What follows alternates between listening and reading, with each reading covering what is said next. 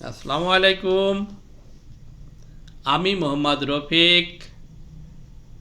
আমি এসেছি বাদুরগাছা সরকারি প্রাথমিক বিদ্যালয় থেকে। আজ আমি আপনাদের জন্য একটা কৌতুক নিয়ে এসেছি। উল্টো চলেছে চাচি। উল্টো চলেছে চাচি। আমার বাড়ির পাশে তামাক চাচার বাড়ি।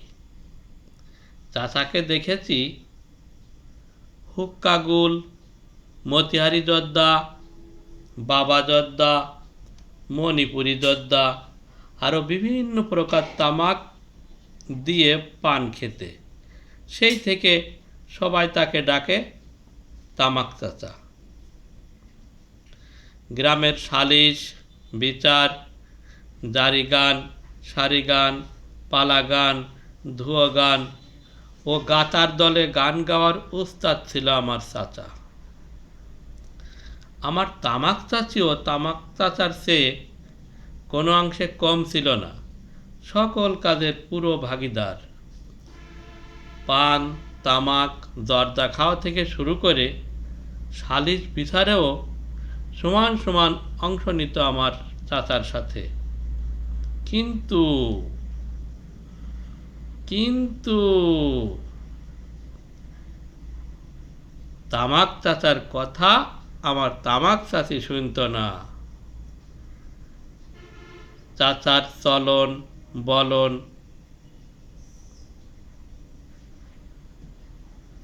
কথার উল্টো, কাজের উল্টো, সব সময় উল্টো দিকে চলত। উল্টো কথা, উল্টো কাজ, উল্টো বিচার, উল্টো চিন্তা। শুনেছি নাকি খাটের উপরেও চাচি উল্টো শুইত। 1987 সাল। চিত্রা নদীতে খুব স্রোত। পানি যাচ্ছে কালীগঞ্জ থেকে খাজুরার দিকে। মঙ্গলপয়তা স্কুল ঘাট থেকে আড়ে সাঁতার কেটে ছেলেমেয়েরা পাঁচকাহুনিয়া স্কুলে যেতে পারছে না।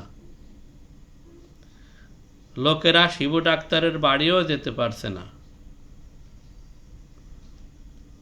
একদিন আমার তামাক চাচি নদীতে গোসল করতে নেমেছে।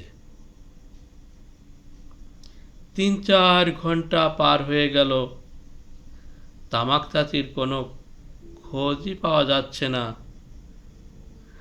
আমরা সবাই ভাবছি তামাক চাচি হয়তো স্রোতে ডুবে খাজুরার ঘাটে চলে গেছে। আমরা সবাই বারপার বান্দালে, তত্তিপুরের বান্দালে খুঁজতে চলে গেলাম। এদিকে আমার তামাক চাচা মঙ্গলপয়তা বাজার ঘাট, একতারপুরের ঘাট খুঁজে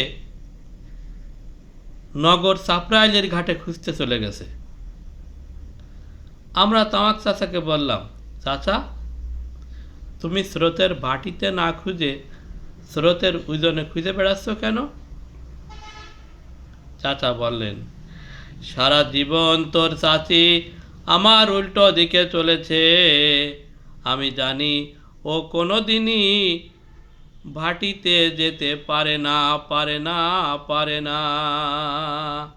মরে গেলেও স্রোতের উজন দিকেই যাবে। সবাইকে ধন্যবাদ।